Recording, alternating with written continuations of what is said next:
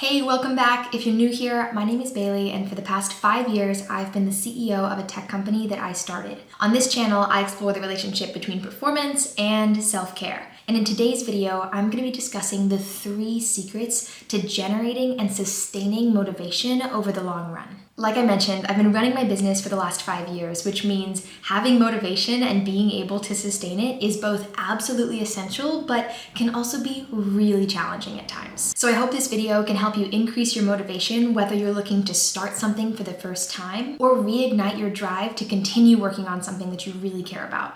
But first, let's talk about the biggest myth around motivation that all of us, including myself, sometimes seem to believe. And that myth is that motivation is something that happens to us. The truth is, 99% of the time, motivation requires purposeful, conscious design. So over the next few minutes, we'll dive into the top 3 things you can do to design your life for motivation.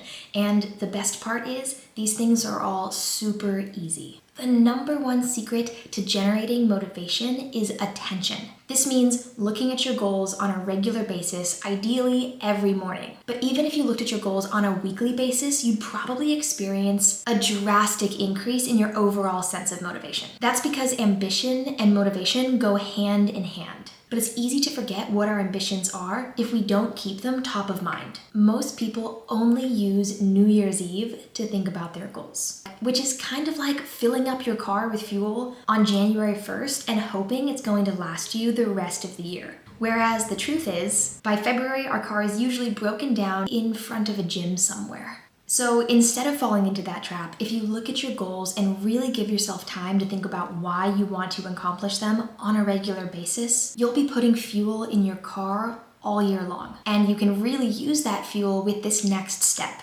The second secret to generating motivation is momentum. And momentum is generated by taking action, even tiny actions. If attention is like lighting a match, then taking even the smallest actions is like throwing that match onto paper, kindling, and logs that are just begging to be a bonfire. When you put attention and action together, your motivation is like a freight train. It's Newton's first law of motion all over again.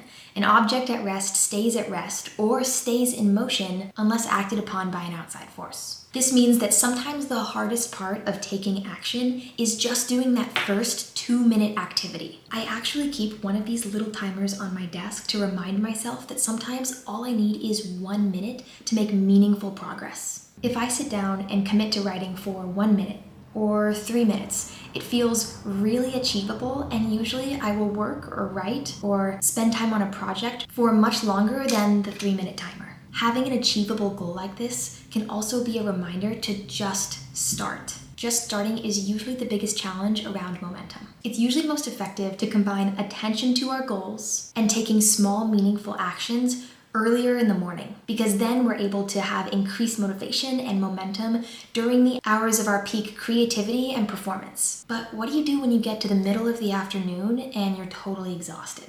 If I'm honest, I don't usually take a lunch break around noon because I'm still feeling pretty motivated at that point, but by 2 p.m., I'm definitely hitting a wall. When I was in college, most of my 2 p.m. classes were pretty useless because I just couldn't pay attention at that time. It's usually for these moments where we're exhausted and lethargic that the third secret comes into play.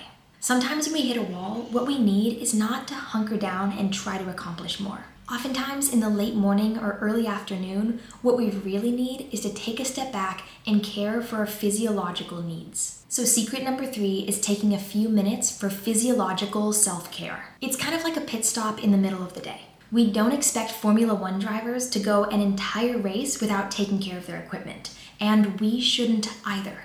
The best things I've learned for physiological self-care in the middle of the day are getting outside, going for a walk, getting some sun, drinking water, of course, and eating a meal or a high-powered snack. So probably not a cookie unless it's one of those fancy high-protein cookies, I suppose. And then for a little extra oomph, if you're on your walk getting some sun, you could also listen to something inspiring, which for me is usually anything by Brendon Burchard. And he's naturally so high energy that listening to any of his books or podcasts kind of feels like drinking an espresso.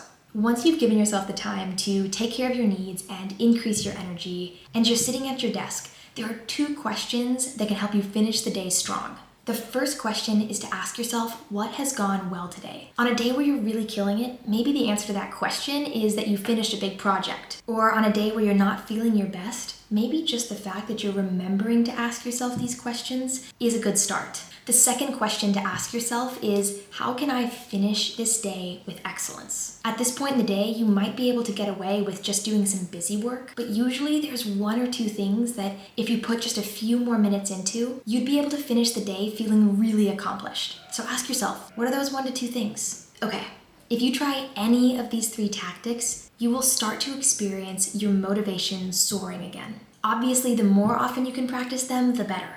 But if you're going through a time where you're feeling uniquely demotivated, remember to give yourself grace. And remember that sometimes what we need most of all is simply to rest. For us workaholics, that can be kind of hard to hear, but deep down, we probably know it's true. I hope this video helps, and if you have any tips on increasing motivation, I would love to read them below in the comments. Thanks so much for watching. I'll see you next time.